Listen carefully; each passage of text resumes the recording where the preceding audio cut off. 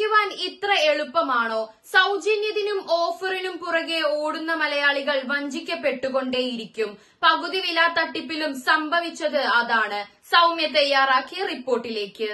മലയാളികൾ എത്ര കിട്ടിയാലും പഠിക്കില്ല എന്നതിന്റെ തെളിവാണ് പകുതി വില തട്ടിപ്പ് കേസ്. ആടുമാഞ്ചിയം, തേക്കുമണി ചെയിൻ, അങ്ങനെ പോകുന്നു ഓരോ കാലഘട്ടത്തിലും മലയാളികളെ പറ്റിച്ച പദ്ധതികൾ. ഏറ്റവും അവസാനമായി വന്നത് വെർച്വൽ അറസ്റ്റ്.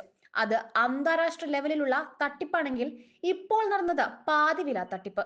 തൊടുപുഴക്കാരൻ ഒരു കൊച്ചു പയ്യൻ വെട്ടിച്ചത് കോടികൾ. സൗജന്യം എന്ന് കേട്ടാൽ വണ്ടി വിളിച്ചുപോയി വാങ്ങി വരുന്ന മലയാളികൾ പാതിവില എന്ന് കേട്ടപ്പോൾ ഓടിയെത്തിയതാണ്. എളുപ്പത്തിൽ കോടീശ്വരനാകുവാനുള്ള പദ്ധതികൾ, 50% കിഴിവ്, ഇതിലെല്ലാം എളുപ്പം വീഴുന്ന ആളുകളെയാണോ മലയാളികൾ എന്ന് വിളിക്കുന്നത് എന്ന് സംശയിച്ചു പോയാൽ തെറ്റു പറയാൻ പറ്റില്ല.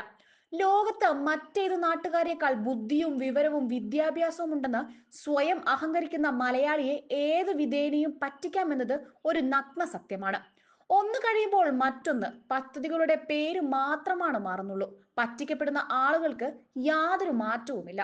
മറ്റൊരു പ്രധാനപ്പെട്ട വിഷയം, ഇതുപോലുള്ള തട്ടിപ്പുകൾ തുടക്കത്തിലേ കണ്ടുപിടിക്കാൻ നമ്മുടെ ഭരണ സംവിധാനങ്ങൾക്കോ ഇന്റലിജൻസ് സിസ്റ്റത്തിനോ സാധിക്കുന്നില്ല എന്നതാണ്. മാർക്കറ്റിൽ ലഭിക്കുന്ന ഒരു സാധനം അതേ ക്വാളിറ്റിയോടെ അതേ ബ്രാൻഡ് പകുതി വിലയ്ക്ക് നൽകാമെന്ന് പറഞ്ഞ് ഒരാൾ വന്നാൽ അത് മനസ്സിലാക്കുവാനും അതിലെ തട്ടിപ്പ് തിരിച്ചറിയാനും നമ്മുടെ ഭരണ സംവിധാനത്തിന് സാധിക്കുന്നില്ല എങ്കിൽ അത് നമ്മുടെ പരാജയമല്ലേ? ഇതുപോലുള്ള തട്ടിപ്പ് സംവിധാനങ്ങൾ നടത്തുന്ന പരിപാടികളിൽ പോകുന്ന രാഷ്ട്രീയ നേതാക്കൾക്കും ജനപ്രതിനിധികൾക്കും എന്തുകൊണ്ട് ഒരു മുൻകൂർ അന്വേഷണം നടത്തിക്കൂടാ?